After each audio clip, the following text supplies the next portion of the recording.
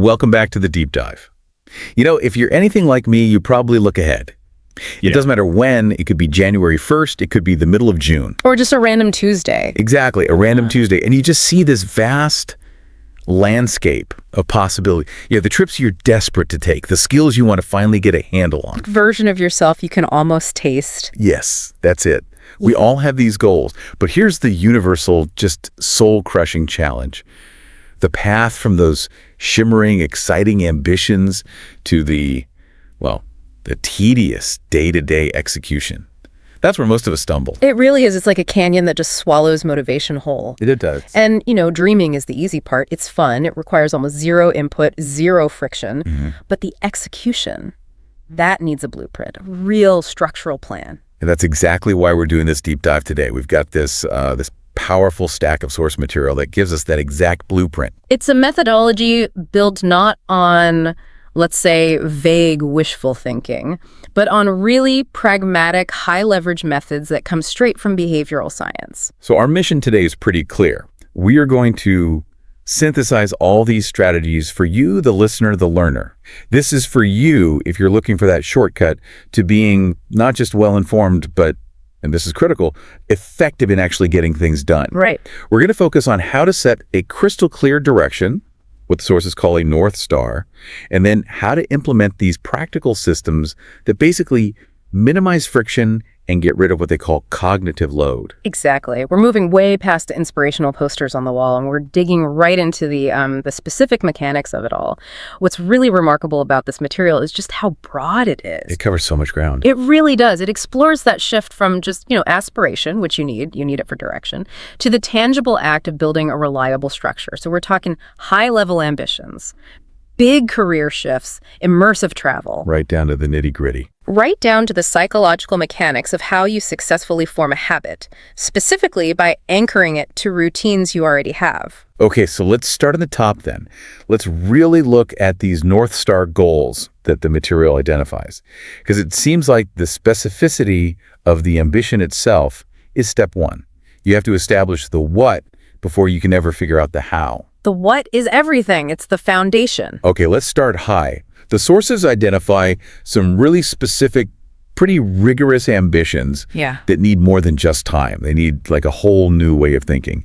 And the first area is professional development, specifically a methodological shift in, say, education or training. Right. The source details this personal commitment to getting an advanced certification in a specific pedagogy called project-based learning, or PBL. This is a perfect place to start. It's a perfect example because it's immediately a high-leverage, non-trivial goal. This isn't just, I'll update my resume. No, this is a heavy lift. Yeah. It's a huge lift. It's a commitment to fundamentally changing the entire relationship between the teacher and the student.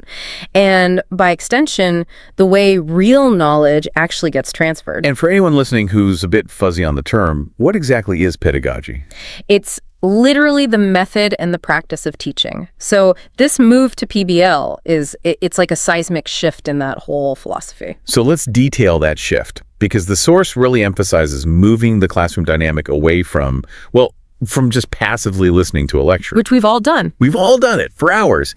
And moving it towards active problem solving. Now, that sounds great on paper, but what does the certification process actually demand? How rigorous is it? Oh, the rigor is immense. And it's immense because you're not just adopting a new textbook, you are redefining your entire workflow, your entire professional identity in a way. How so? Well, think about the traditional model. The teacher stands at the front, delivers content, the student memorizes it. The test, it just assesses how well they retained it. Right. Rote memorization. Exactly. In PBL, the student gets a real-world, personally meaningful challenge, an authentic problem to solve. And the knowledge isn't just delivered to them, it's acquired. They have to go get it out of necessity through research, through collaboration, through a lot of struggle and failure. Okay, so give me an example. Instead of passively reading a chapter on, municipal water management, the students would be tasked with designing an actual scalable filtration system for their own community. Wow. And they'd have to factor in real things like local contaminants, budget constraints. They would have to research the chemistry, the engineering principles, even the local politics to get it done. They are learning by doing in the most authentic way possible. So that's where the rigor for the professional comes in. Yeah. the person seeking the certification. They have to redesign that whole curriculum from scratch. From the ground up, you have to shift from making lesson plans about topics to creating these complex project frameworks that are built around what they call driving questions. And I imagine the assessment is a nightmare. That's the huge challenge. How do you grade a process that involves, by design, multiple failures and iterations? You can't penalize the learning curve. The learning curve is the whole point. So the educator needs really advanced training. In nuanced, performance-based assessment, curriculum overhaul, and just managing what is, let's be honest, a much more chaotic but intensely productive learning environment. Okay, that sounds overwhelming. And this is where I want to push back a bit to engage with this critically. If the goal is this massive PBL certification, which requires redesigning everything, rebuilding your entire professional foundation, doesn't that fall right into the trap of being a grand sweeping ambition? It does. Isn't that just setting yourself up for burnout and failure? How do the sources suggest you sustain that commitment when you hit the inevitable roadblocks?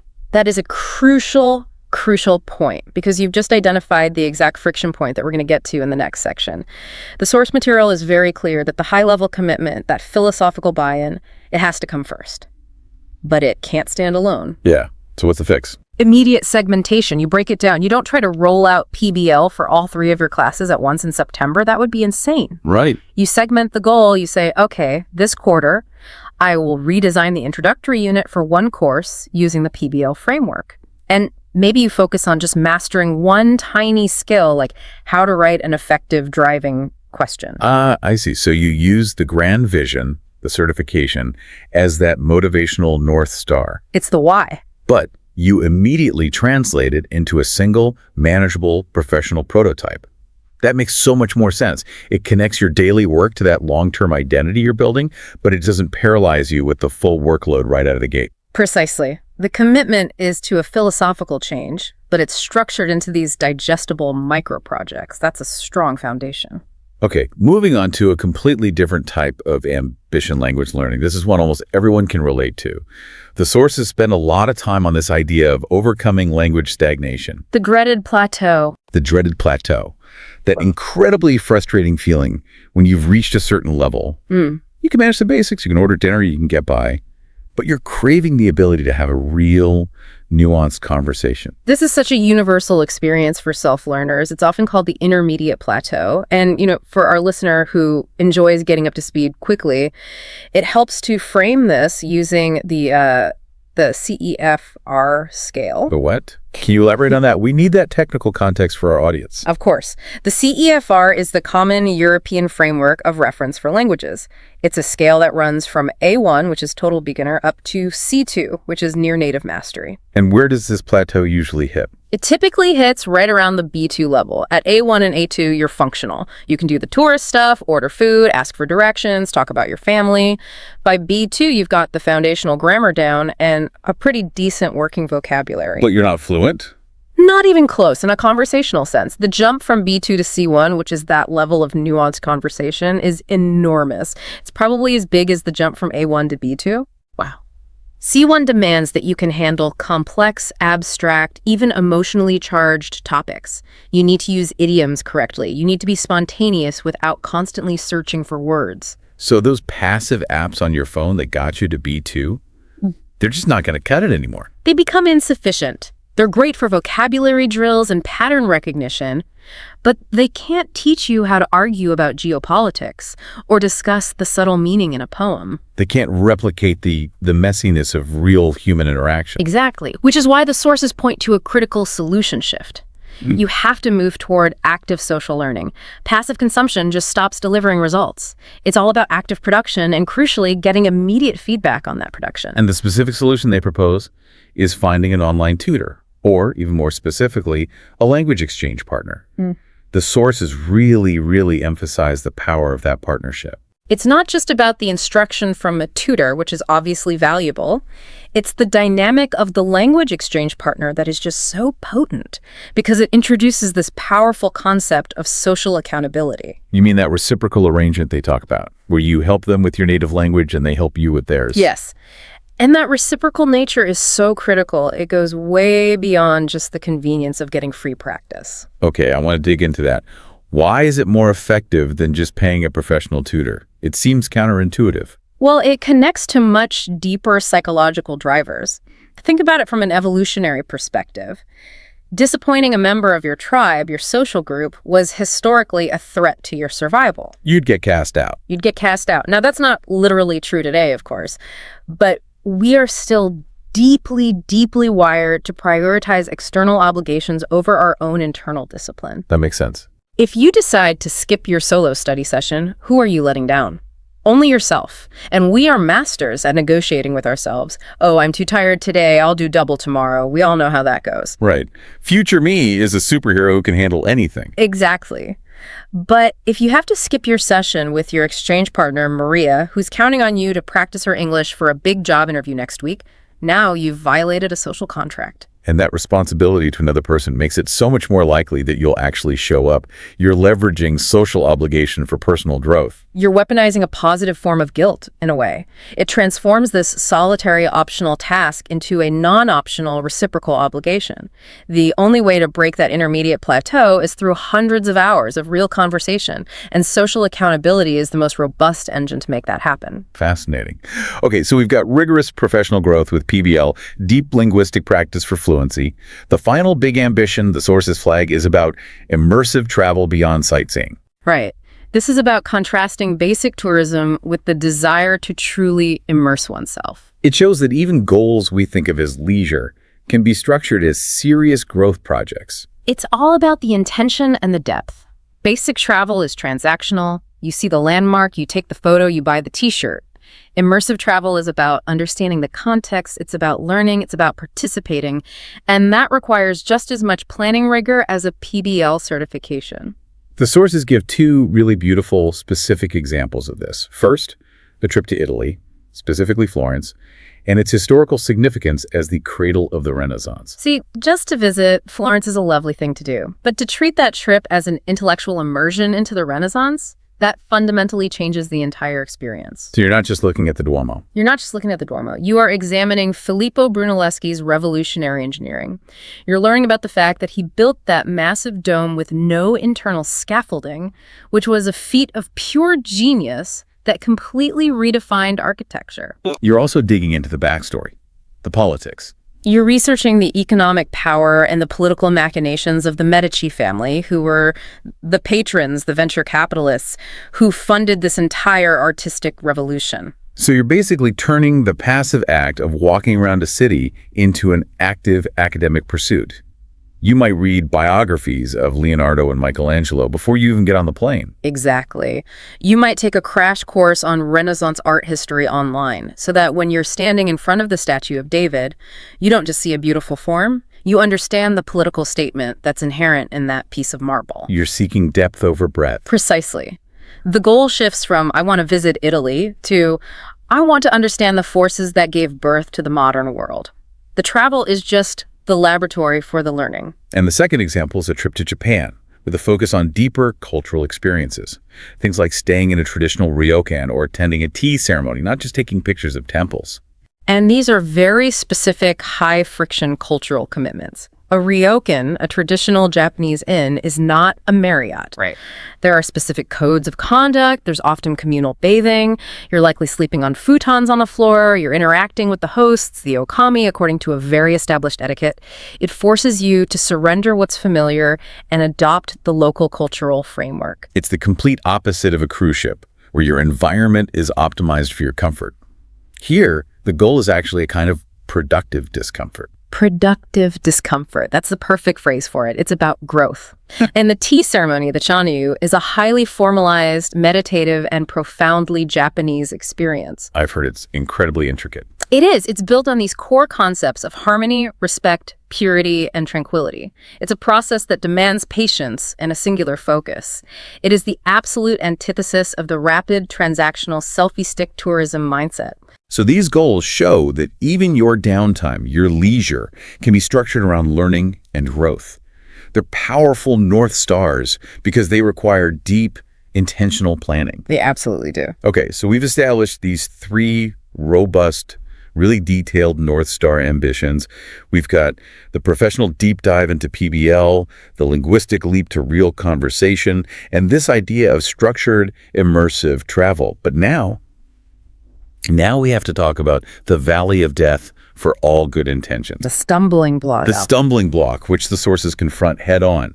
Why execution fails. And this is where we pivot. We're moving from aspiration to pure psychology and behavioral science. Because the sources are absolutely right to acknowledge that, dreaming is the easy part, the execution is the primary stumble, and it's almost always because of the overwhelm of grand ambitions. Let's really talk about that friction point. Why is it that the bigger the goal, the more grand and sweeping it is? So more likely we are to just stall out before we even begin. It's the tyranny of the starting line, and it's often driven by what we mentioned earlier, a high cognitive load. Define cognitive load for us again. It's simply the amount of mental effort that's required to begin and manage a task. So, if your goal is achieve C1 fluency in Japanese, your brain immediately does the math. It calculates that as, let's say, a minimum of 700 hours of incredibly complex work. And the sheer distance to that finish line. It causes instant paralysis. Decision paralysis, exactly. Where do I start? Which textbook is the best? Should I get a tutor now or later? What app should I use? And when you're paralyzed by decisions, the easiest path forward is to do nothing at all, which is why procrastination is so often mislabeled as just being lazy. It's not laziness, it's avoidance. It's avoidance of an overwhelming decision. The goal is so huge that the very first step isn't clearly defined, so the energy cost just to get started is way too high. And that's where perfectionism sneaks in, isn't it? Disguised as being prepared. Oh, absolutely. You spend 3 weeks researching the perfect Japanese curriculum or the optimal PBL assessment model, but you never actually start the work. Because the fear of doing it imperfectly is less painful than the cognitive load of actually starting. That is a key insight. The desire to make the grand plan perfect is a guarantee that the plan will never, ever get started. And even if we do manage to push through that initial friction, the sources remind us that life will inevitably throw us curveballs. Curveballs are not a possibility. They are a guarantee. They are inevitable shocks to the system. Like what? A family emergency, a sudden spike in your workload, you get sick, there's a huge new demand at work that just sucks up all your time and energy. And these things derail grand plans because grand plans often rely on having continuous momentum and these big, dedicated blocks of time. I see the problem. A large goal, like preparing for that Florence trip by studying Medici history for 2 hours every night. That's a big-time commitment. A huge commitment. If a curveball hits, let's say you have 2 nights of bad sleep or your kid gets sick, those 2 hours are gone. And when that momentum breaks, the sheer size of the ambition makes getting back on track feel almost impossible. You miss a week, and suddenly you feel so far behind that the whole goal just feels pointless. The psychological cost of re-entry is too high. The grand ambition, it turns out, is actually incredibly fragile, and we suffer from this all-or-nothing thinking. Right. If I can't study for 2 hours a night perfectly, then I might as well not study at all. And the source material argues, very forcefully, that this is a guaranteed path to failure. The size of the ambition has to be counteracted by the robustness of the system you build around it. So to sum it up, the sheer size of a grand sweeping ambition creates an overwhelming starting point. And the very first curveball life throws at us sends us spiraling into failure because the cost of getting back on track is just too high. That is the failure mechanism, perfectly summarized. And it highlights the absolute critical need for structure. We have to counter that overwhelm structurally. And the transition in the sources is perfect. It acknowledges the psychological problem, and then it pivots directly to the actionable, systematic solution. Okay, let's unpack this then. If overwhelm and high cognitive load are the enemies, what's the methodology we need to implement to fight back? Our primary goal has to be minimizing the energy cost of starting the task. The strategy has to be about eliminating the decision-making process entirely. How do you do that? We need a system where starting is automatic, where it requires zero mental effort. The goal is to make the decision to work on your goal yesterday so that today all you have to do is execute. And that leads us directly into the actionable strategies provided in the blueprint. Exactly. Okay, this is the core of it, the instructional section. We've defined the North Star. We've identified the friction points. Now let's talk about the practical frameworks the sources champion. Starting with strategy 1, breaking goals down. This is the first most fundamental principle. It's the conversion of those overwhelming high-level aspirations into immediately manageable micro goals. And that right there, that solves the cognitive load problem. Instantly. The difference between I want to achieve a specialized PBL certification, and I will draft the driving question for Module 1 this afternoon. It's the difference between a paralyzing dream and an achievable item on your to-do list. The sources give that really clear example for language learning, moving from that vague idea, I want to be fluent in Spanish, Which means nothing, really. to the specific, measurable micro goal. I will learn 5 new idioms this week. That transformation is the absolute essence of effective planning, and it introduces a psychological element that's so critical for keeping the effort going. It's the dopamine feedback loop. Tell us more about that. Why do these small wins matter so much for motivation, especially when you look at it through the lens of neurochemistry? Well, when you set an enormous goal, the path to the reward, to the finish line, is incredibly long and uncertain. Your brain doesn't get the immediate chemical feedback that it craves to keep going. It's too far away. It's too far away. But when you complete a micro goal, I learned those 5 idioms, or I ran that 1 mile, or I drafted that driving question, your brain releases a small surge of dopamine. And dopamine isn't really the pleasure chemical people think it is, it's the motivation chemical. It reinforces the behavior that came just before the reward. So, that small win isn't just a mental check mark on a list. It's a neurological hit that literally encourages your brain to repeat the behavior. It builds what they call self-efficacy. That's the term, self-efficacy. It's the belief in your own ability to succeed.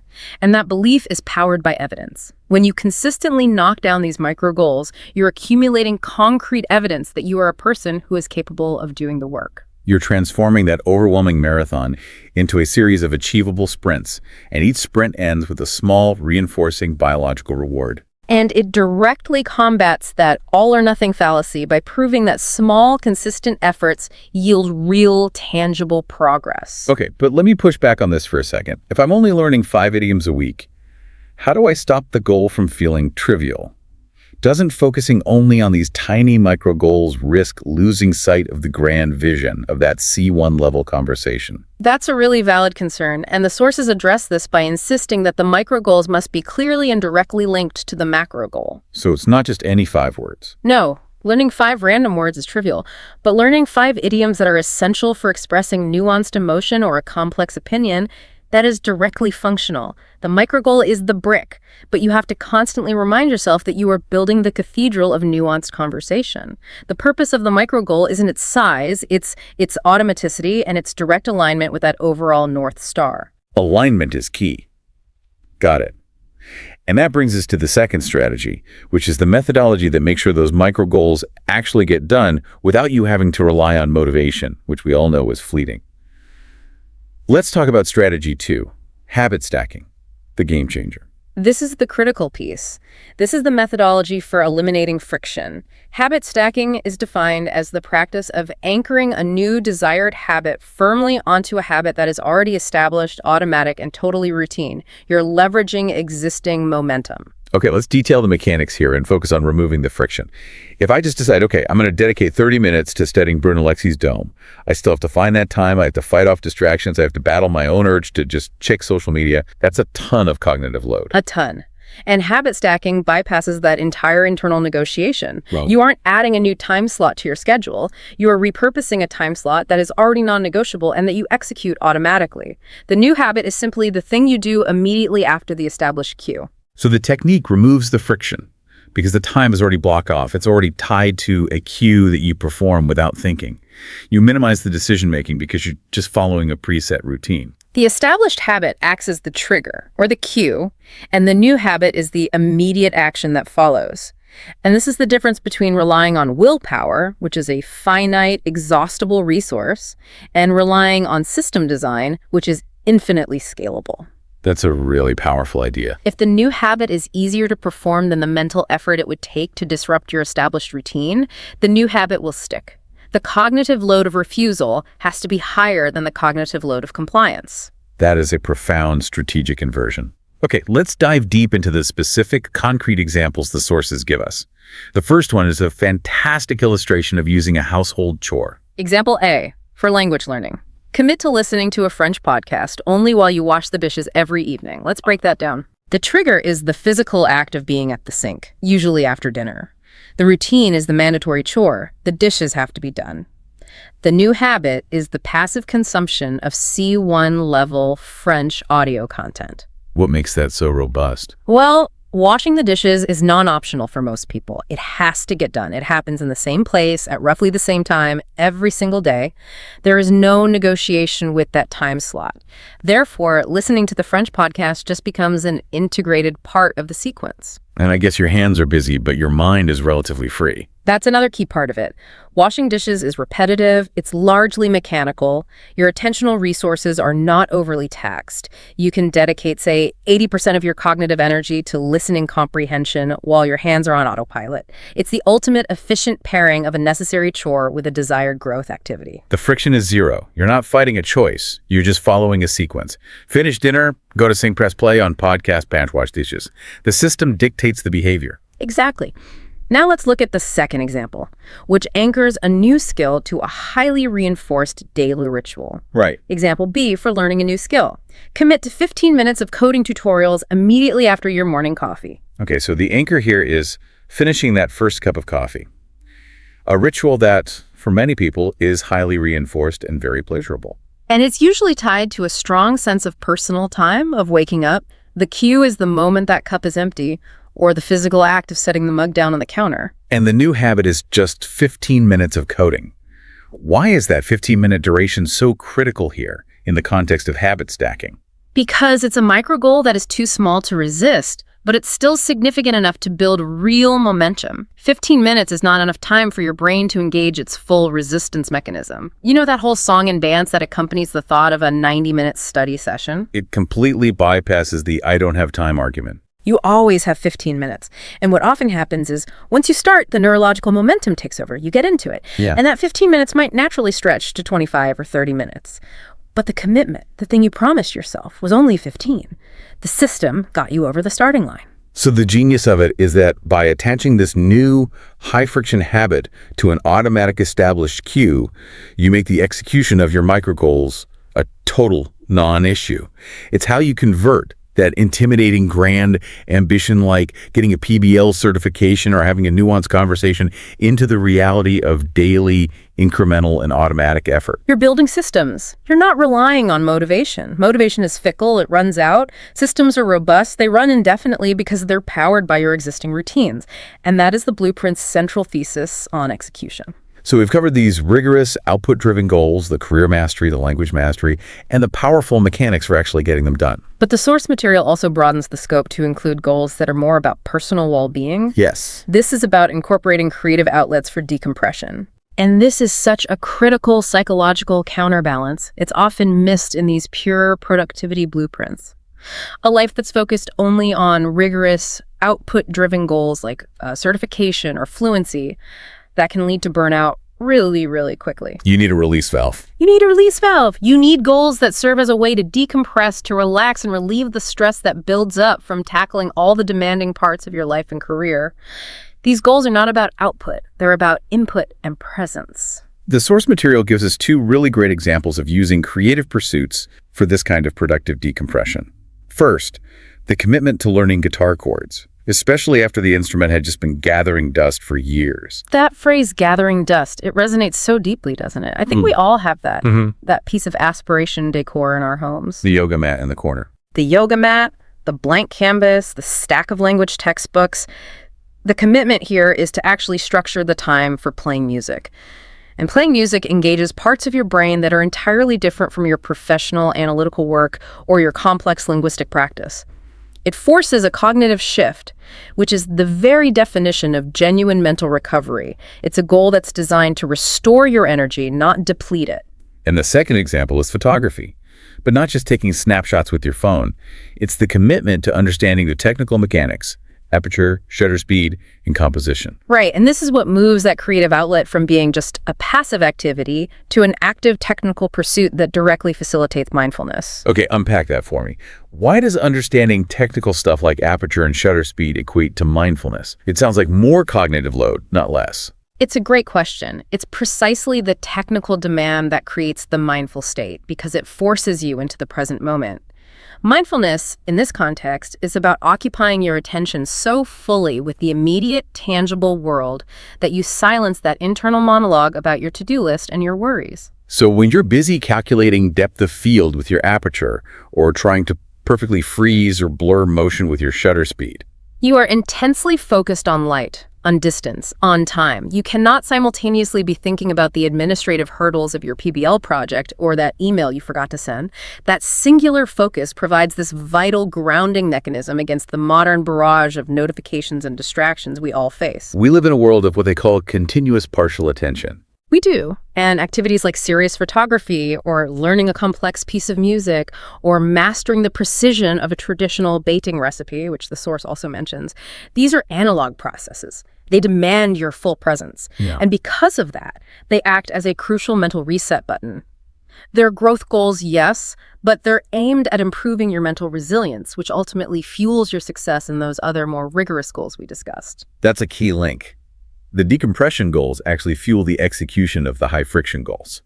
But, whether it's the rigorous pursuit of project-based learning or the slower, creative pursuit of mastering guitar chords, all of these goals are fundamentally about growth. And growth is never a straight line. It's messy. It involves setbacks. Which brings us to the final, crucial, unavoidable element of this whole thing, resilience. It's absolutely vital, if you are going to use this habit stacking blueprint, that you accept the reality of imperfection. We are human. There will be days when the habit stack fails. The dishes will pile up and you won't listen to the podcast. The language session will be skipped. The coding tutorial will be missed because of a sudden emergency. It will happen. And if you define success as 100% adherence to your self-imposed system, you have guaranteed your own ultimate failure. The system has to be able to accommodate human weakness.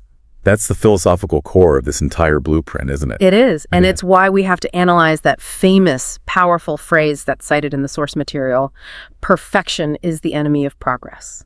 Waiting for the perfect time, the perfect mood, the perfect resources, the perfect execution. It just means the work will never get finished. And this ties right back to what you said earlier about perfectionism paralyzing you at the starting line.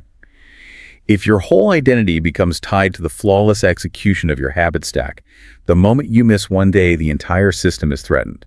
You feel like a failure, and the cognitive load to get started again the next day skyrockets. Progress requires consistency, not flawlessness. Consistency just means showing up most of the time. The sources encourage us to view a missed day not as some catastrophic system failure, but as a data point, an acceptable deviation. If you perform the habit 80% of the time over the course of a year, your long-term progress will still be staggering. So what's the final, most actionable tip they provide for maintaining that resilience? How do we minimize the damage from an inevitable slip-up? The key is simply to get back on the horse immediately, without dwelling on it, without shame, without guilt. The most critical instruction is to minimize the deviation interval.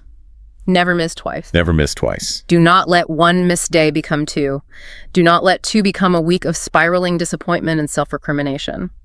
So even if I missed my 15-minute coding tutorial on Tuesday, I should still force myself to open the program on Wednesday, even if I only spend 5 minutes just looking at one line of code. Absolutely. The goal of that 5-minute interaction on Wednesday isn't necessarily productivity.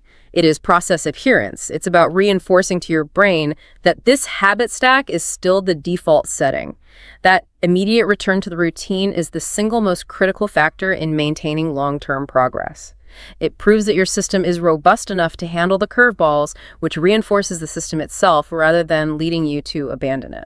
Okay, let's try to synthesize this whole deep dive then. Let's do it. We started by establishing these really demanding North Star goals advanced professional pedagogy like PBL, achieving nuanced C1 level linguistic ability, and pursuing deep immersive cultural travel. Then we diagnosed the critical failure point for pretty much everyone. The psychological overwhelm of these grand ambitions, it leads to decision paralysis, high cognitive load, and it makes us incredibly fragile when life throws us those curveballs. And then we provided the actionable solutions. First, the segmentation of those grand goals into reinforcing micro goals, which hacks your brain's natural dopamine feedback loop to build self-efficacy. And the core methodology of habit stacking, which anchors new behaviors to your existing automatic routines, basically rendering willpower unnecessary. And finally, we put all of this into a broader framework of well-being. We emphasize the role of creative, focused activity for mental resilience and mindfulness. And we concluded with the ultimate rule of progress. Embrace imperfection, understand that a good structure is what dictates success, and immediately recover from your inevitable setbacks. We've basically argued that the true value of this blueprint isn't in the ambition itself, but in the power of accountability and smart system design. You now have the blueprint to convert a vague, overwhelming intention into a set of tangible, non-negotiable routines. And it's so empowering to realize that the most successful strategies aren't about trying to become a person with superhuman willpower. They're about designing an environment and a routine that makes willpower largely obsolete. You're building levers, not just straining your muscles. So what does this all mean for you, our listener? It means you have the tools to make those huge, scary goals feel manageable. You understand the importance of micro goals and the incredible power of the anchor. It's all about the anchor. So here's the final provocative thought for you to mull over. Something concrete for you to explore right now. If the most successful strategy for execution is anchoring a new, growth-oriented habit to an existing one, what is the single strongest, most automated, most non-negotiable routine in your day right now? That one thing you do without fail. The thing you do without fail. Is it brushing your teeth, making your lunch for work, taking the dog for a walk? Identify that thing. And then, which small, meaningful micro goal, a 5-minute language review, drafting one sentence of that PBL proposal, or practicing one single guitar chord, can you immediately anchor to it? Identify the anchor, define the stack, and then just execute without thought. The structure is what dictates your success. We wish you the best of luck with your intentions and with your new systems. We'll catch you on the next Deep Dive. Welcome back to the Deep Dive. This is where we take all those sources you've been sharing with us, the articles, the notes, the research, and we really just try to cut through all the noise. We want to distill it all down to that crucial, actionable knowledge you can actually use. And today, we are tackling, I think, the real challenge of high-level goal achievement. It's something we all face. Right. Because we all know the theory, how to set a goal, but we're trying to move past that initial blueprint phase. Yeah, that part's easy. It is. Our mission today is to confront the real elephant in the room, that inevitable loss of enthusiasm, the thing that derails pretty much every single long-term effort. Exactly. Yeah. We are not here to talk about how to write a SMART goal. We've all heard that. Our core mission is figuring out how you sustain that relentless momentum when the novelty wears off. Yeah, when the praise stops coming. Or when things just get hard. This whole deep dive is about mastering that psychological engine you need for the long haul. We're really exploring the advanced cognitive and, I think, environmental strategies that are necessary to go from just, beginner effort to genuine mastery. So it's not about the first few weeks. No, this is about building the scaffolding, internal and external, to push through for years, not just a couple of weeks. Okay, so we've broken down all your source material into a pretty clear progression. We're going to start by anchoring our efforts in mindset. Right. Specifically by redefining motivation to build resilience. Then we'll shift into the cognitive strategies you need for mastering that paralyzing fear you get in high-stakes situations. And finally, we'll get really practical. We'll analyze specific active techniques for skill acquisition. And then how to curate your external environment to basically make success almost automatic. Let's start with that fundamental difference, the one between surviving and thriving. Because understanding why your motivation is almost guaranteed to crash is really the first step to stopping it from happening. Okay, so let's unpack this core concept of motivation. For our audience, I think the basics of extrinsic versus intrinsic are, pretty well trod ground. We know extrinsic is the external stuff, money, praise, a better job title. And intrinsic is all internal, that feeling of satisfaction, connection, personal growth. Right. But the key insight from the sources isn't just what they are. It's the precise mechanism of failure. Why over-relying on the external stuff almost always backfires. That is the crucial distinction for the advanced learner. Extrinsic rewards are, they're fantastic ignition sources. Ignition sources, I like that. They get you off the couch, right? They get the project funded, they give you that initial burst of energy. But the danger, and the sources really highlight this, is something called the over-justification effect. Okay, that sounds pretty academic. It does, but the consequences are incredibly practical, I promise. So what is it? The over-justification effect is a psychological phenomenon where if you introduce an external incentive for something you already found rewarding, it can actually decrease your internal motivation for it over time. Wait, say that again. Giving a reward makes you want to do it less. In the long run, yes. Because your brain, it basically reclassifies the activity. It goes from, I love doing this, to I am doing this for the reward. So let's make this concrete. If I start learning the code just because I love the puzzle of it, the logic. You're the intrinsic. Right. But then my boss finds out and starts giving me bonus checks for any extra coding projects I do. My brain shifts the whole story. Exactly. And suddenly, if those bonus checks stop, or, my boss stops mentioning it, the original enjoyment I had is gone because I've replaced it with this transactional mindset. You've got it. The intrinsic fuel tank has been drained, and now you're left totally dependent on the extrinsic supply. And that supply is volatile. It can disappear at any moment. Which is why relying on it leads directly to this high-stakes burnout.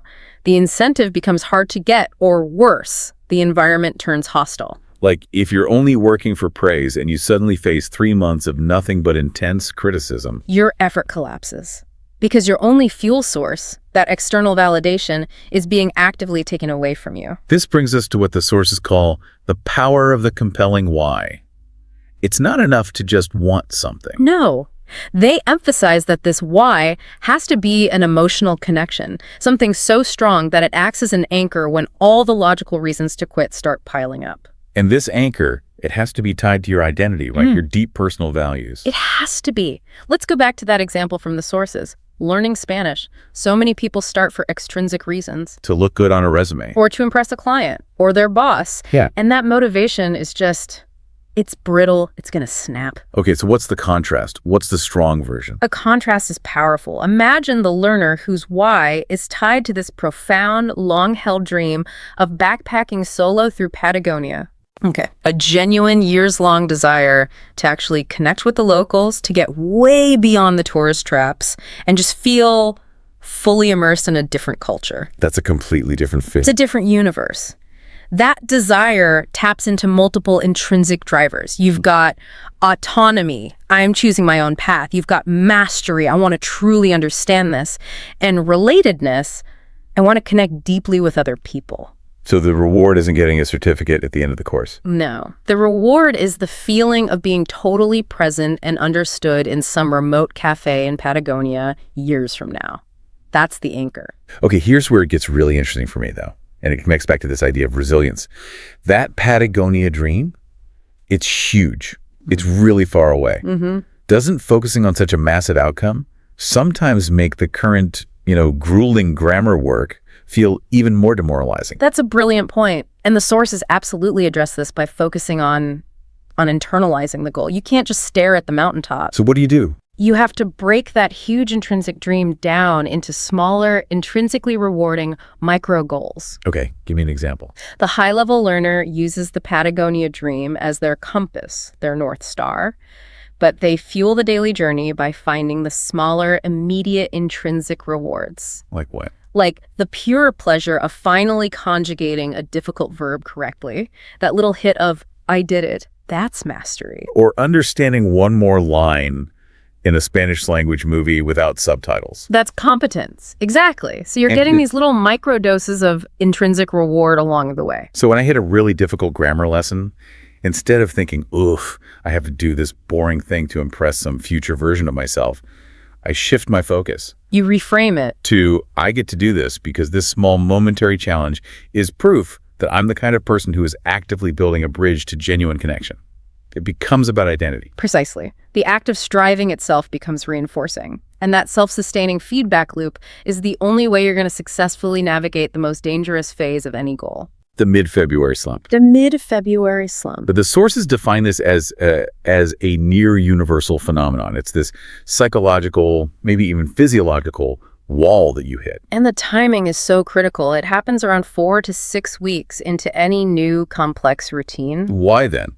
What's so special about that 4 to 6 week mark? It corresponds to the natural withdrawal of what's called novelty dopamine.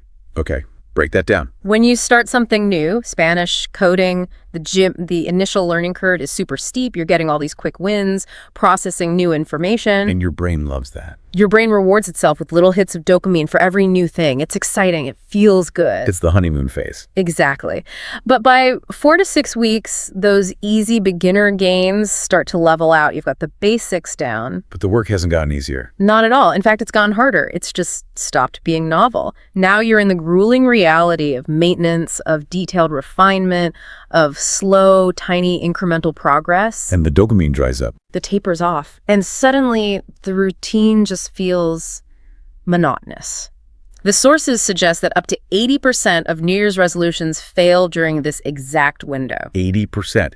That is a staggering rate of attrition. It's huge. So the failure isn't usually a lack of initial commitment. It's a misdiagnosis of what the slump actually is. Yes, people think, oh, I must not have wanted this goal enough, or I just don't have the willpower. When really they just ran out of that temporary novelty fuel. The key takeaway here is diagnosis. You have to see the slump for what it is. It's not a moral failure or a spiritual one. It's a neurochemical and cognitive reaction to the withdrawal of novelty. And if your motivation is deeply anchored in that intrinsic why, that purpose, that Patagonian dream, it becomes the heavier, slower burning fuel. It provides the thermal consistency when that initial fire of novelty just dies down. So we have to internalize that the grind is actually where the real growth happens, and that intrinsic motivation is the only shield against the monotony of that middle phase. You've got it. Okay, so we've established the right fuel source. Yeah. Now let's confront the next major obstacle to advanced achievement. Paralyzing fear.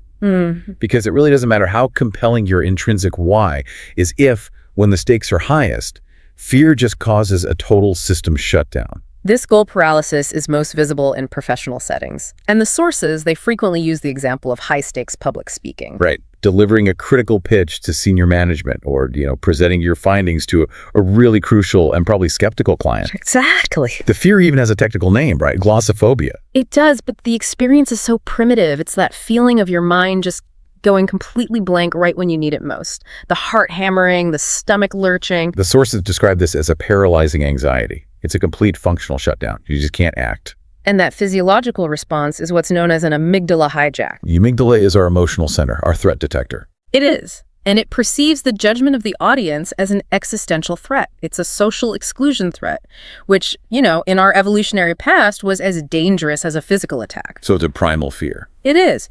And when the amygdala senses that danger, it floods your system with cortisol and adrenaline, and it effectively bypasses the prefrontal cortex. The PFC. The part of our brain that's responsible for all the smart stuff, executive function, planning, fluid speech. All of it. So you literally lose the ability to think, to recall information, and to speak coherently because your brain has been chemically instructed to either flee or fight. So the trick then, according to the sources, is to find a way to get control back to the PFC before the presentation even starts. And that leads us to the first really powerful cognitive strategy, mental visualization. Now, this is more than just positive thinking. Oh, much more. This isn't just wishing for a good outcome. This is high-fidelity mental simulation. You're using it to actively rewire your neural pathways. The sources really stress that for this to be effective, the visualization has to be multisensory. Yes. It's not enough to just see yourself succeeding in your mind's eye. Absolutely not. The goal is to prime your brain for the real event. And we need to leverage the fact that the brain, it kind of struggles to tell the difference between a vividly imagined experience and a real one. So the practice has to include specific visual, auditory, and even kinesthetic cues, the feeling of it. Exactly. So if I'm rehearsing a difficult presentation, I shouldn't just see myself at the podium. I need to visualize the specific details. The nitty-gritty. Like the weight of the clicker in my hand, the specific smell of the coffee in the conference room, the distinct sound of my own voice speaking calmly and clearly, the sight of audience members actually nodding along. That sensory detail is the absolute key to engaging the relevant brain circuitry.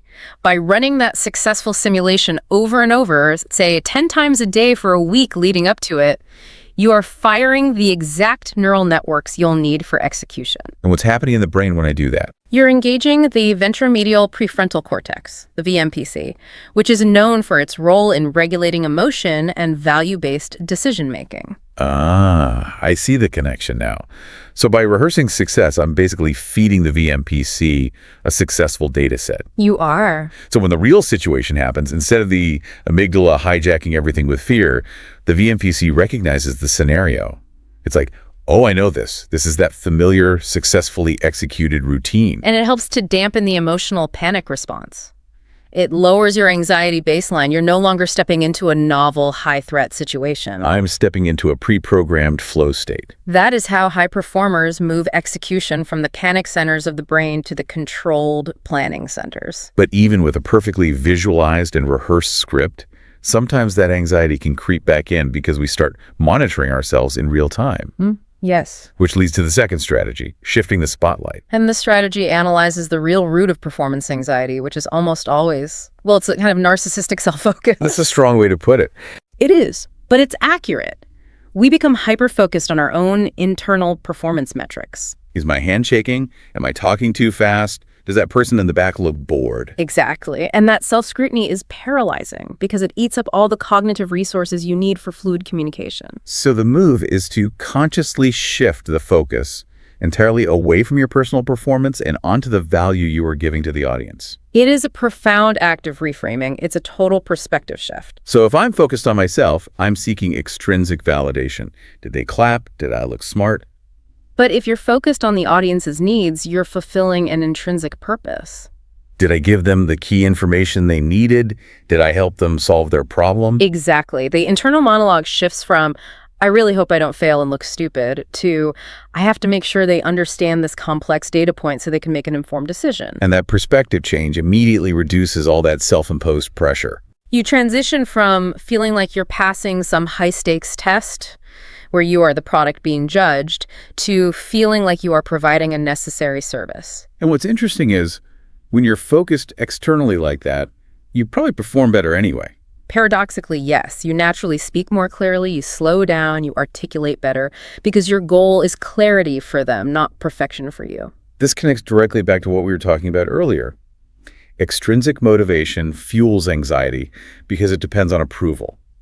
Intrinsic motivation, tied to service and value, naturally reduces anxiety because it focuses on purpose over ego. That's the whole game. Mastering these mental barriers requires anchoring your actions in that internal sense of service. So we've set the psychological foundation, strong intrinsic motivation, and the ability to manage fear.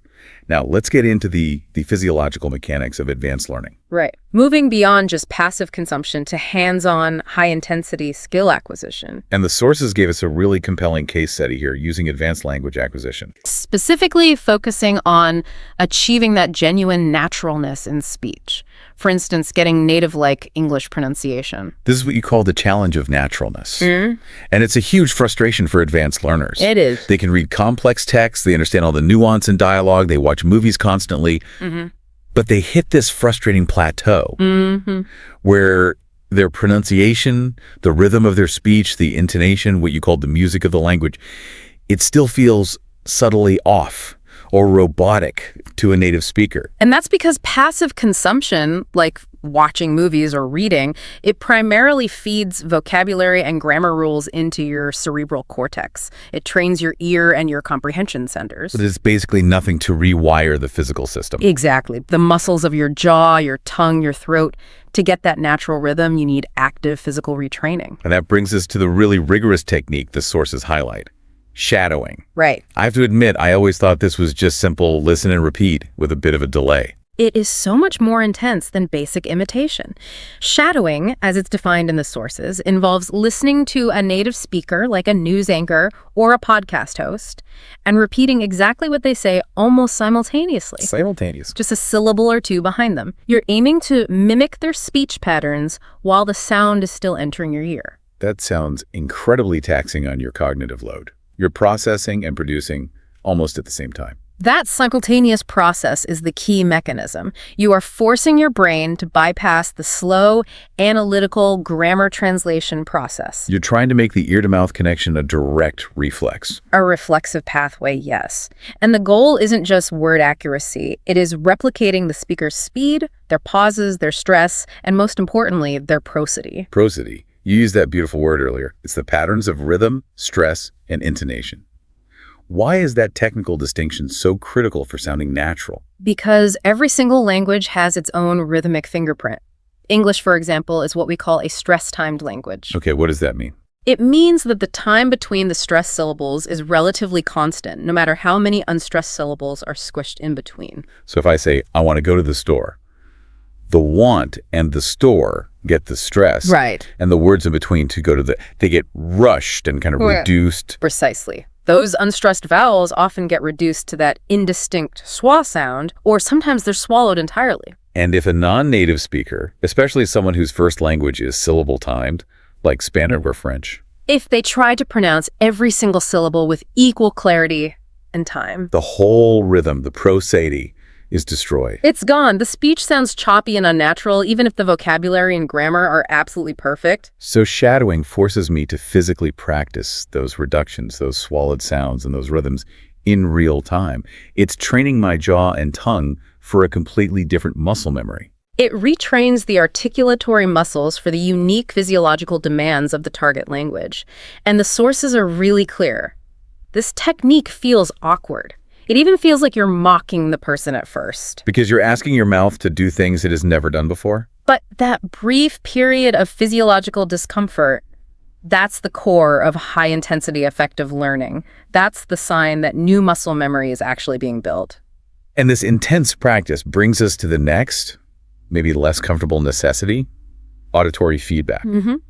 Because we're trying to achieve something so subtle with rhythm, relying on how we think we sound just isn't good enough. We are universally unreliable narrators of our own voices. It's just a fact. Why is that? It's the physics of sound conduction. When we speak, we hear our own voice heavily filtered through our skull and bone structure. It sounds deeper and richer to us. But to the outside world? To the external world, the voice sounds entirely different, often higher pitched and less controlled than we perceive it internally. So the sources are crystal clear on this. The action you have to take is, you have to record yourself. You must. You have to listen to the playback. There is no way to bypass this step, even if it makes you cringe. It's humbling. Humbling, yes, but absolutely essential. When you record yourself and play it back, you are finally hearing your voice as an objective listener hears it. And that external feedback, it just instantly reveals all the gaps. All of them. Are you putting stress on the wrong syllable? Are your pauses too long? Are you ending your questions with a flat tone instead of a rising one? And that feedback loop just accelerates improvement because it forces immediate data-driven adjustment. Yes. The high-level learner has to cultivate the ability to compare the native speaker's sound wave, their pitch and rhythm, to their own recorded output, and then relentlessly work to close that specific, measurable gap. So it's this rigorous, active engagement with the mechanics of the skill, not just passively absorbing information, that separates the intermediate learner who plateaus from the advanced one who achieves mastery. It's about being willing to embrace the awkwardness of physical retraining. Okay, we've built the internal structure, the motivation, the mental resilience, the active techniques. Yeah. Now let's zoom out and look at the external factors. Because the environment you operate in either conserves your precious willpower or it completely drains it. This section is all about control and conservation. We need to create an external ecosystem that supports our goals so we're not constantly fighting our surroundings. And we start with the physical space.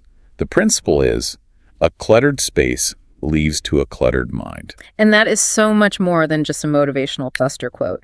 The sources link this physical clutter directly to your cognitive load. How so? If your environment is chaotic, your brain is expending constant low-level energy just processing all those visual and spatial distractions. And that drains the focus that should be dedicated to deep work. It taps into the concept of decision fatigue, right? Exactly. Every visual distraction, every pile of unsorted mail, every unrelated object on your desk requires a tiny micro decision about what to focus on and what to ignore. And all those tiny decisions add up. They drain your executive function, that finite mental battery you have for planning, prioritizing, and concentrating. So clearing your physical space isn't about being neat just for the sake of being neat. It's a strategy to conserve your cognitive bandwidth for the actual difficult task. It's about creating a conducive environment. A conducive environment is one that makes your desired habits likely, or even automatic. It's about surgically removing friction. And friction is that small hurdle that gives you the perfect rational excuse to procrastinate when your motivation is inevitably low. Perfect example. If I want to practice my Spanish shadowing first thing in the morning, but I have to spend 5 minutes finding my headphones, booting up my computer, closing all the irrelevant browser tabs from last night, clearing a pile of bills off my designated study spot, that's all friction. And that cumulative 5 minutes of setup and cognitive effort is often enough to tip the scale from I'll do this now to I'll just do it later. Especially when the activity itself is challenging, like high-intensity shadowing, it must be the path of least resistance in your environment. So if I want to code for an hour every morning, my laptop should already be charged, open to the specific project, and just waiting for me on a clear, dedicated surface. Yes. So the moment you sit down, the only decision you have to make is to start typing. You're relying on environmental cues and routine, not on willpower. Because willpower is finite. A supportive ecosystem is permanent.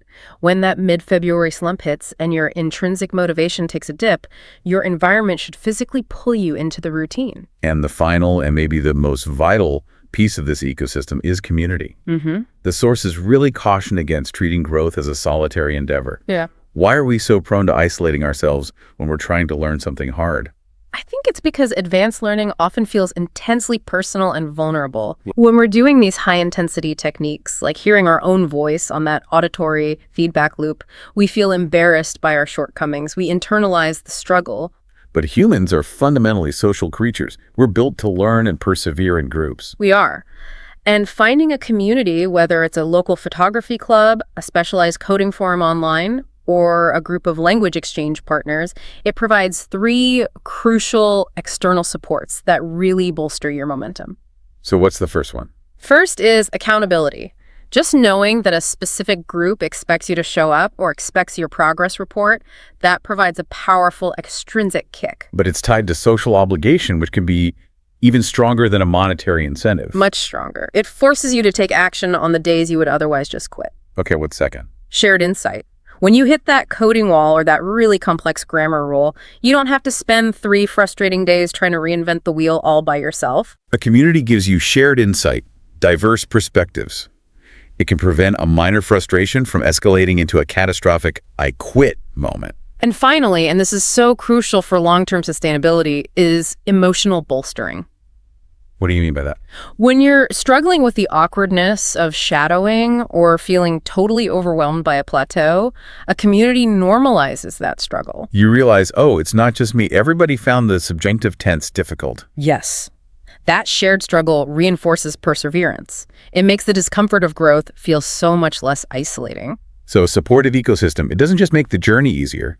It makes a long-term effort sustainable by providing immediate, accessible support right when your internal fuel is running low. It's the difference between a brittle, lonely effort and a robust, shared victory. That's a great way to put it. So to synthesize the advanced strategies we've distilled from all these sources, achieving long-term goals is really a multi-layered architectural challenge. You have to first find and constantly connect to your deep internal why, grounding yourself in that intrinsic purpose to survive the slump. Then you use these sophisticated cognitive strategies like visualization and reframing to master that paralyzing fear. Right. Then you apply rigorous active techniques like shadowing and auditory feedback for rapid physiological skill acquisition. And finally, you curate your external environment.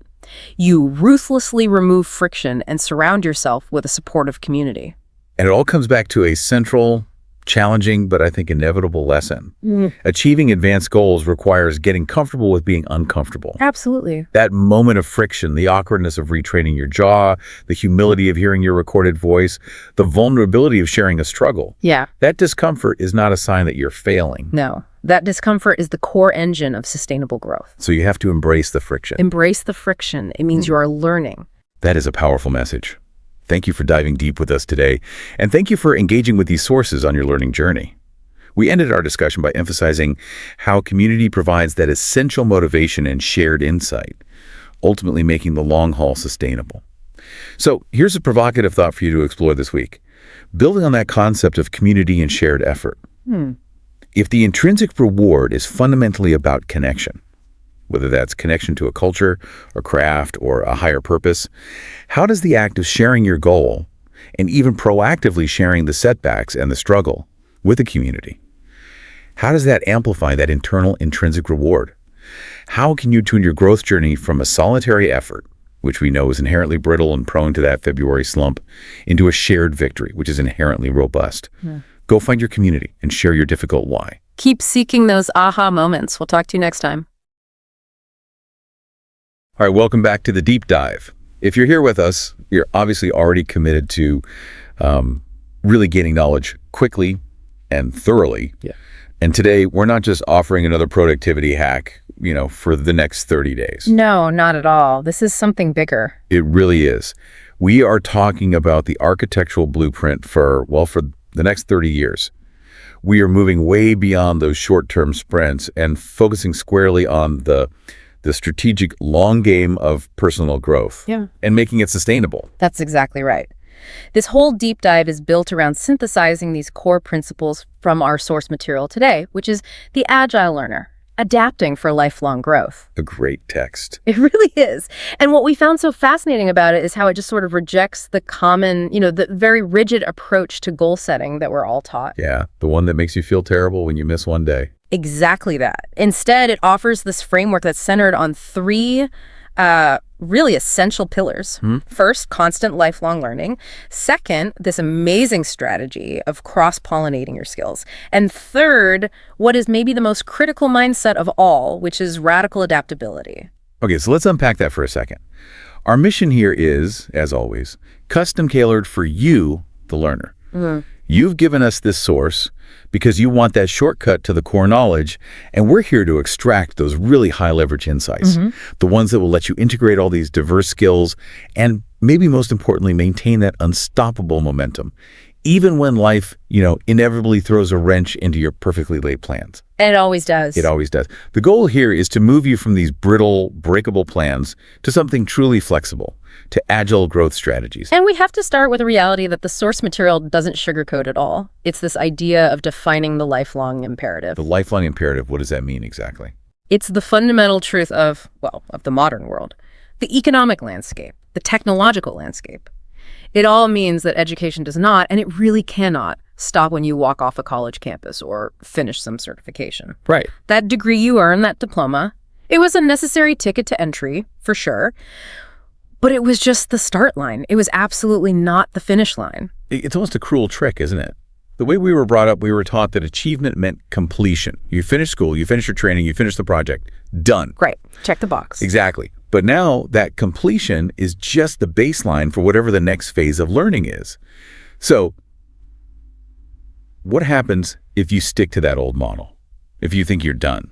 Well, the source is completely unequivocal about the consequence of that. It's stagnation. And in the modern world, if you stand still, you are, for all practical purposes, moving backward. Moving backward relative to the pace of change. Precisely. And because of that, the need for constant, deliberate upskilling becomes mandatory. It's not optional anymore. Just think about the sheer velocity of tech cycles. The tools, the platforms, even entire job categories are changing faster than ever. So if you were, say, a coding expert 5 years ago. If you were an expert 5 years ago and you haven't actively picked up new languages or new frameworks, your expertise is already eroding. It's losing value by the day. That concept, functional regression, that's a frighteningly concrete way to put it. And to describe the mindset that actually leads to this erosion, the source brings up a great classic idiom. One that we all need to recognize and really actively fight against. Oh, I love this one. Yeah, it's resting on your laurels. It's such a beautifully historic phrase. It goes back to, the ancient tradition of crowning victors with a laurel wreath. It was a symbol of success. Right, in Greece or Rome. Exactly. So the phrase means you're satisfied with what you've already achieved. You stop putting in the effort to improve, and you just kind of relax into the glow of that former success. You earned the wreath, but now you're just coasting on its reputation. But the source really elevates this. It's not just a warning about being lazy.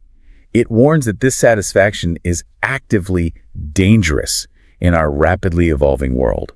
And I want to dig into that for a second, because this isn't just about your career slowing down. It's about systemic obsolescence. That's the key term. That's it. The danger of resting on your laurels is that you are implicitly making two assumptions, and both of them are increasingly false. Okay, what are they? First, you're assuming your existing achievements, the ones you earn, will just perpetually hold their current value. And second, you're assuming the world around you, the external environment, will stay stable enough for those achievements to even matter in the same way. And the market just doesn't care. The market does not care how hard you worked for that laurel wreath. It only cares about the current utility of your skills.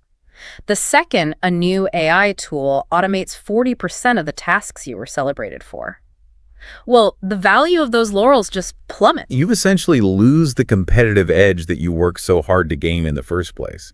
I mean, think of it like being an expert in, I don't know, operating systems that were just completely replaced by cloud infrastructure. Perfect example. Or being a specialist in a manufacturing process that suddenly gets outsourced because of robotics. Yeah. That complacency, that feeling of safety from your laurels, it becomes a major liability. It blinds you to the defensive necessity of learning. And the source makes a brilliant point here. We should not view constant learning as a luxury, something you pursue when you have some spare time. Right.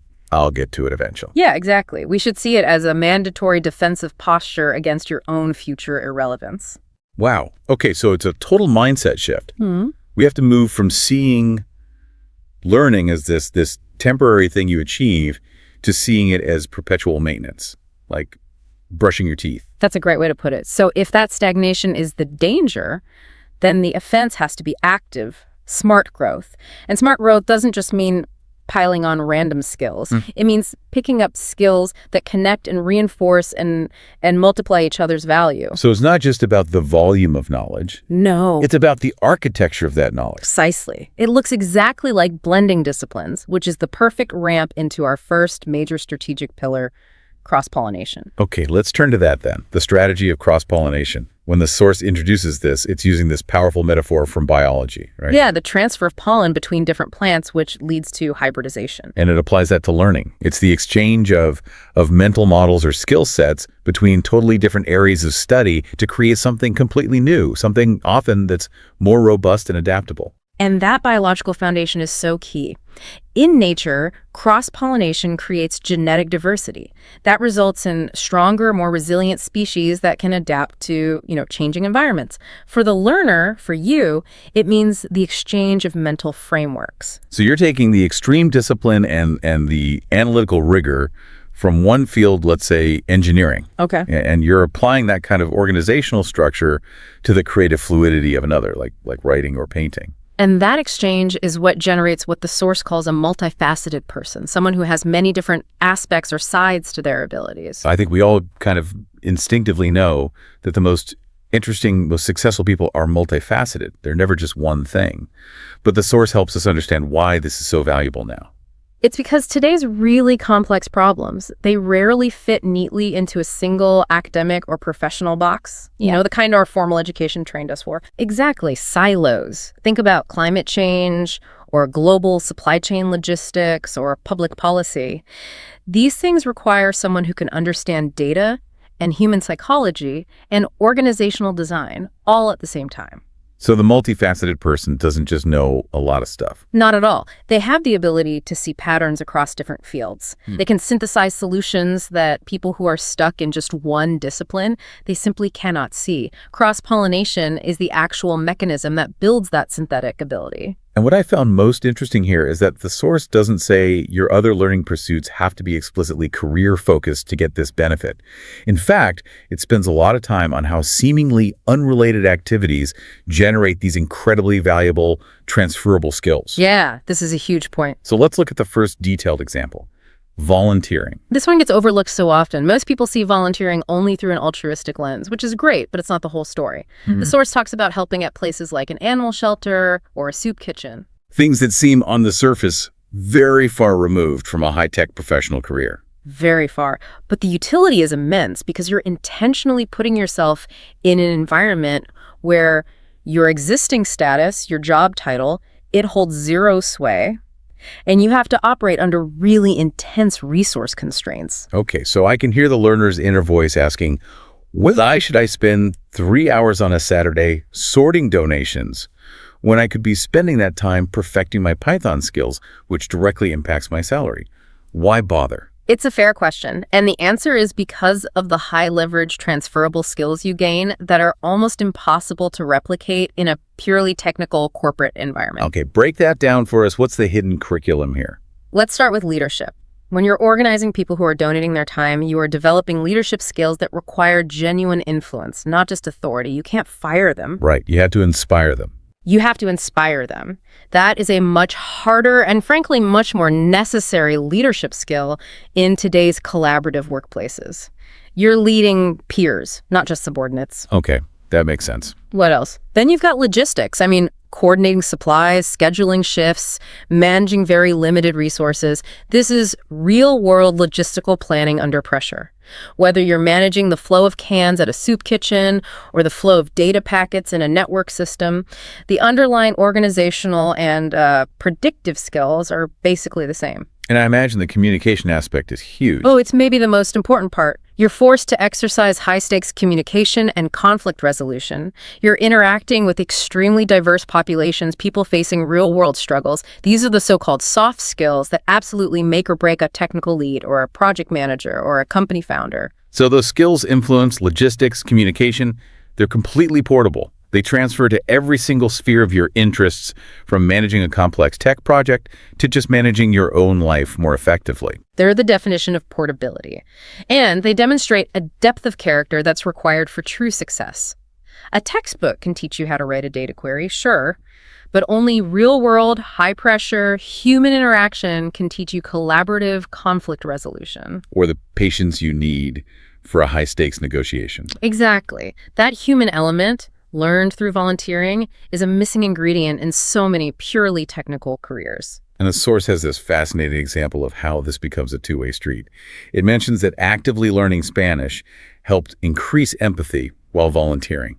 How does that transfer actually work? This is where the synthesis gets really exciting. So you're learning a difficult technical skill, a second language, but you're applying it not for some intellectual debate, but for simple, compassionate communication with someone who's seeking help. The simple act of using a language you are not fluent in, it forces profound behavioral changes in you. You have to slow down. You have to choose your words more deliberately. You have to pay intense attention to nonverbal cues, and you have to tolerate a high degree of ambiguity in the conversation. You can't rely on your usual shortcuts. You have to really, truly listen. Exactly. You are transferring the discipline of language learning into emotional intelligence and active listening. And in turn, that enhanced capacity for empathy makes you a significantly better communicator and a more effective leader back in your professional life. So the technical skill enhances the soft skill. And the soft skill enhances the utility of all your technical expertise. It's a beautiful, self-reinforcing loop of growth. So the architecture of learning isn't a straight line. It's more like a web. Every new node you add strengthens the connections of the whole system.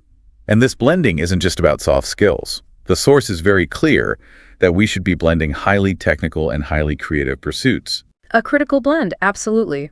Because the market really rewards people who can bridge that gap. We should definitely look at detail example 2, instructional design. Yes. The source defines this as the intersection of psychology, design, and education. It's a perfect microcosm of this whole strategy. It really is. When I first read that definition, I immediately thought of it as a kind of systems approach to knowledge. It's not just about what you teach, but how you structure the entire experience to optimize retention and understanding. That's spot on. Instructional design is the art and science of curating an intuitive learning journey. The source draws this powerful comparison to user experience, or UX design, but for a learner. Right. A UX designer wants you to navigate an app effortlessly. An instructional designer wants you to navigate a complex topic just as effortlessly. And to do that, you have to borrow very deeply from psychology and educational theory. Let's dig into that. What specific psychological principles are we talking about here? Well, you have to master concepts like chunking. That's breaking down large bodies of information into smaller, more digestible units to help with working memory. Okay. You have to understand spaced repetition, the timing of when you review information, to fight against that natural forgetting curve. And maybe most importantly, you need to understand intrinsic motivation. How do you design a lesson that actually engages the learner's internal desire to succeed instead of just relying on external rewards like grades? And the source notes this crucial twofold benefit.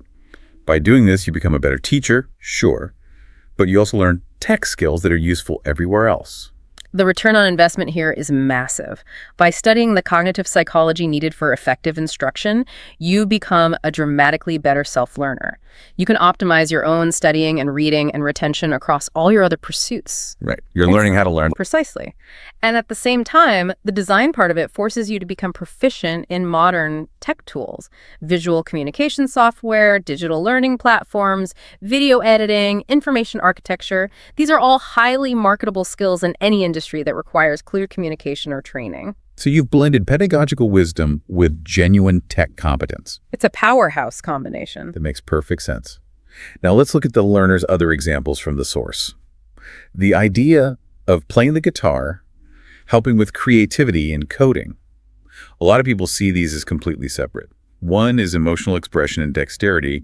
The other is pure logic and precision. And this is maybe the most difficult transfer to articulate, but it's so essential because it's about shifting your entire mental framework. The real analytical point here is that cross-pollination often isn't about transferring hard skills, but transferring these abstract organizational methods and even mental resilience. Okay, so what's the specific mechanism? How does playing a guitar translate to writing better code? When you learn music, you're mastering abstract pattern recognition. You're identifying harmonic structures, rhythmic sequences, melodic lines. Good music has an architecture. It has modularity, just like good code. Interesting. A musician learns to identify dissonance, a clashing sound, and resolve it. They learn how to take a simple theme and improvise complex variations on it, all while maintaining the structural integrity of the piece. That sounds a lot like building a robust software architecture. Or debugging a system, finding the dissonance. It's a perfect analogy. When you're writing a complex algorithm, you're organizing systems and anticipating failures. That's a logical task. But the musical mind, which has exercised lateral thinking and is comfortable with taking creative risks, approaches a coding roadblock differently. How? The purely non-musical coder often looks for the single, most efficient, most predictable path forward. The cross-pollinated mind looks for the most elegant solution or the most novel one. It integrates modular components in a way that wasn't immediately obvious. A musician is trained to tolerate the temporary messiness and dissonance of a complex piece to get to a beautiful final resolution. Which is exactly what you have to do when you're deep in a complex development problem. It is. So that ability to tolerate ambiguity, to recognize patterns in the abstract, and to risk a creative detour, those are the core skills being transferred. The rigid, purely technical mind gets stuck when the prescribed path fails. The multifaceted mind introduces a creative variable, which often leads to better, more breakthrough solutions. And that willingness to experiment, to find a novel approach, is what really drives innovation. It is. But this blending of skills, as essential as it is, this is also where we hit the ceiling of preparation. You can have the best plan, the most diverse skills, but you can't immunize yourself against external reality. Right. As the source says, this brings us to the biggest challenge of all. Life happens. It's the moment of truth for any long-term plan.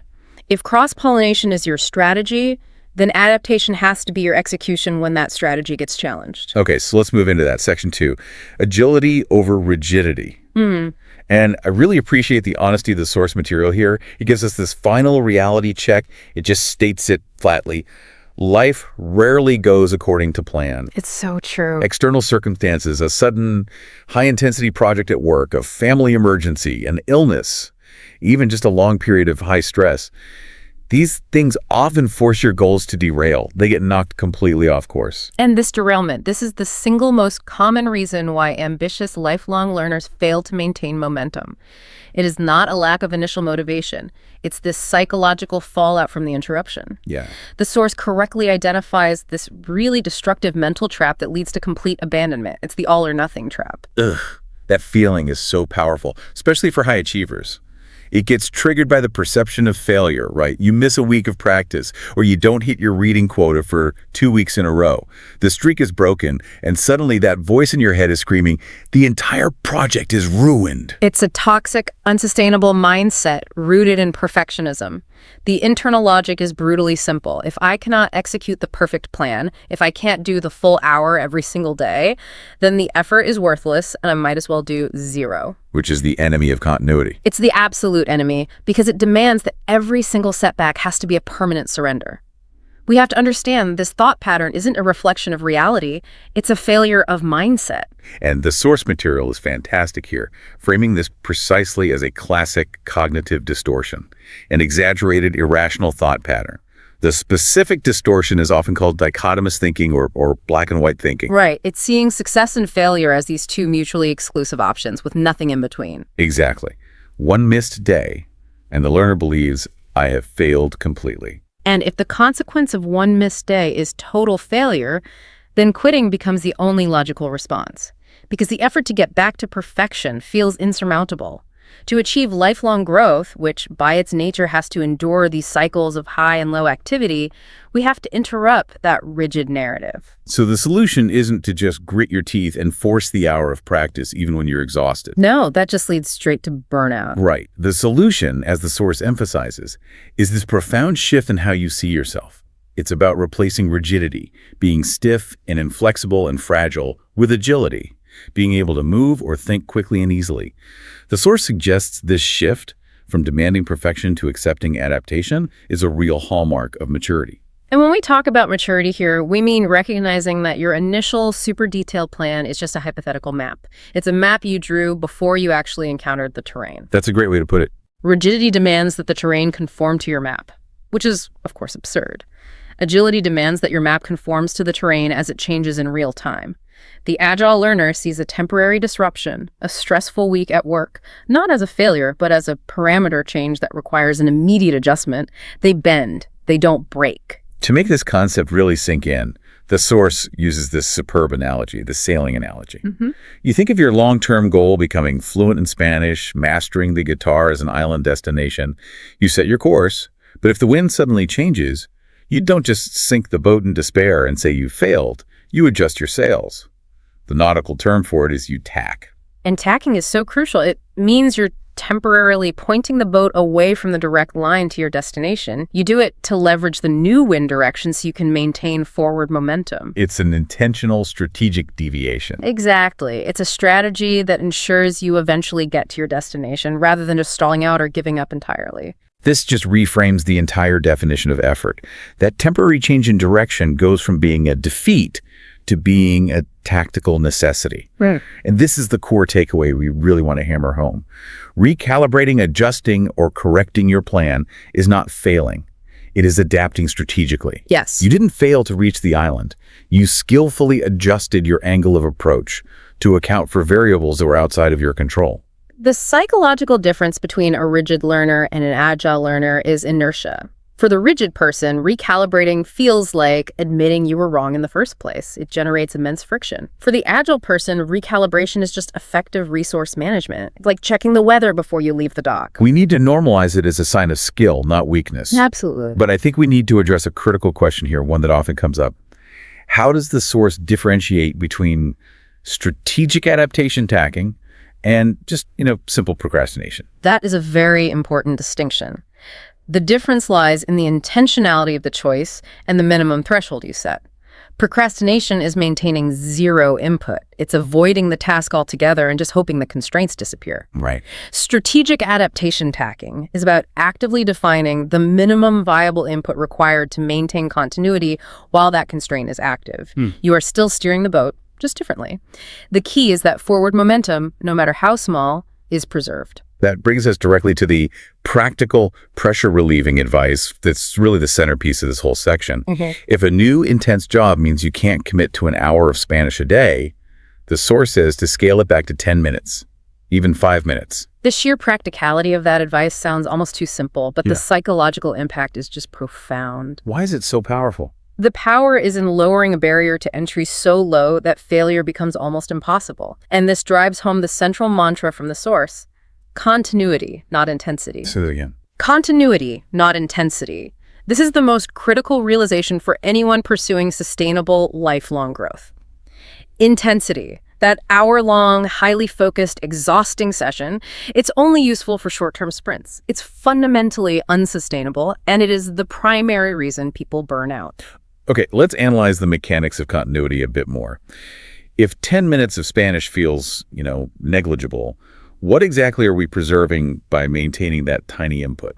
You're preserving several critical things. First, you're preserving the habit loop. By doing something, even for 5 minutes, you maintain the identity of being a person who learns Spanish daily. You prevent the massive mental friction required to restart a habit after 2 months of nothing. Right, the activation energy. The activation energy to sit down for 10 minutes is minimal. The effort required to jumpstart a completely dead habit is Herculean. So you're preventing atrophy, both in your brain and in your psychology. Exactly. And second, you're ensuring the knowledge you already acquired hasn't completely decayed. Even a brief 10-minute review session forces you to actively engage your recall. It's like keeping a fire banked. It takes minimal effort to keep it smoldering, but a massive effort to reignite it from cold ashes. And crucially, by prioritizing continuity, you just automatically take the pressure off. If the daily requirement is 1 hour and you only have 20 minutes, that all or nothing trap tells you to just skip it. Right. It's not worth it. But if the requirement is 10 minutes and you have 20, you see that session as a bonus. It's a win, not a source of stress. This sustainable pace is the inoculation against burnout. The source is very clear. The best learning strategy is the one you can actually stick to, not the one that looks best on a spreadsheet.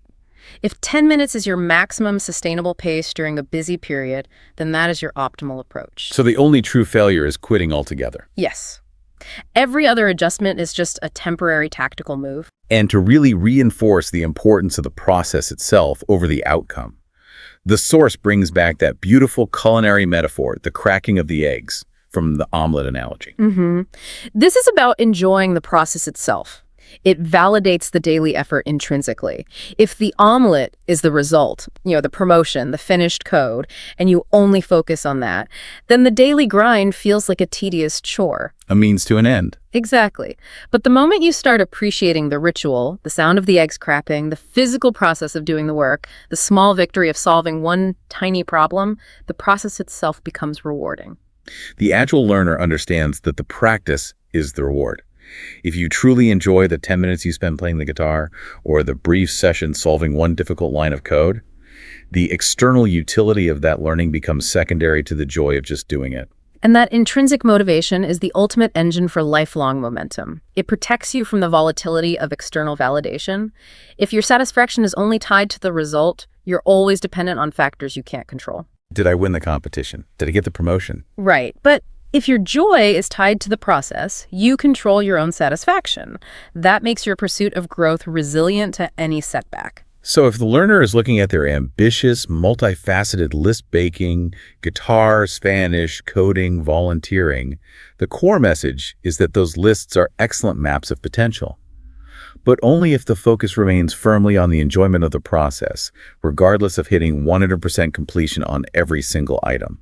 The list is aspirational. The source confirms that success isn't measured by a perfect ratio of check marks. It's measured by your continuous, joyful engagement with the material.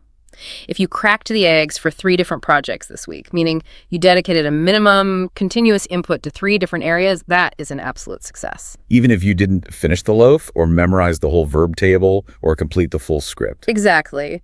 The process is the reward, and continuity is the mechanism that keeps those rewards flowing. And that is the durable, self-correcting system we've been building toward. Okay. I think we're ready to synthesize the toolkit for the learner. Let's do it. This has been a tremendously insightful deep dive, really focused on building a durable structure for the future. So let's quickly review the 3 major high-leverage takeaways you should be integrating into your growth strategy starting this week. Okay, first, the foundation. Lifelong learning is mandatory. You must actively avoid resting on your laurels. Because the rate of change in the modern world requires constant, deliberate upskilling. Right. Stagnation is functionally moving backward against the pace of the world. Second, always seek cross-pollination in your pursuits. The goal is to become fundamentally multifaceted. Remember the specific mechanisms we detailed. Like leveraging volunteering for those crucial leadership and logistical skills, or using instructional design principles to become a better self-learner. And blending creative endeavors like music with analytical tasks like coding to shift your whole mindset toward more novel, more elegant problem solving. And finally, and this is probably the most important one for maintaining momentum, you have to embrace agility over rigidity. You're a strategic sailor, not a static target. That's it. Which means you must be prepared to recalibrate frequently. This allows you to inoculate yourself against that all-or-nothing trap by committing to the mantra. Continuity, not intensity. Yeah. Even 5 or 10 minutes is a massive victory if it keeps the habit, the joy, and the momentum alive. And I just want to offer one final thought directly from the source material, which encourages you, the listener, to remember that this is a human endeavor. Don't be afraid to make mistakes, and don't hesitate to ask for help when the wind shifts too strongly. Perfection is a mirage. Resilience is the actual tangible goal. That willingness to acknowledge imperfection, to ask for help, to admit you need to adjust the plan, that's what enables agility in the first place. Your ability to pivot relies entirely on self-awareness. Ultimately, the overall message is that the pursuit of growth is its own reward. It's the destination you inhabit every single day, not just some distant point on the horizon. By tying your satisfaction to the process itself, you create that internal reinforcing loop. The more you value the effort, the less threatening any temporary failure becomes, and the more durable your pursuit becomes over the long term. This really gives us a complete framework for shifting from those short-term achievement goals to a long-term anti-fragile system for learning. It does. And as we always do, we want to leave you with one final, provocative thought to mull over or explore on your own this week, building directly on this principle of agility and maturity. Give them something actionable to chew on. All right. Since prioritizing is defined in our source as a sign of maturity, and we've established that strategic adaptation is prioritizing continuity, where in your own current ambitious goals, could you immediately, right now, scale back the intensity in order to guarantee continuity this week? That's the question. If you're currently aiming for a massive output in 3 different areas, find the minimum viable input for all 3 that you can confidently hit every single day. Don't chase the impossible hour. Chase the 10 minutes you know you can sustain. The fact that you did something in that chosen area, that is the win that propels you into tomorrow. That's the mindset of the Agile learner. Thank you for diving deep with us today. Keep learning and keep adapting. We'll see you on the next deep dive.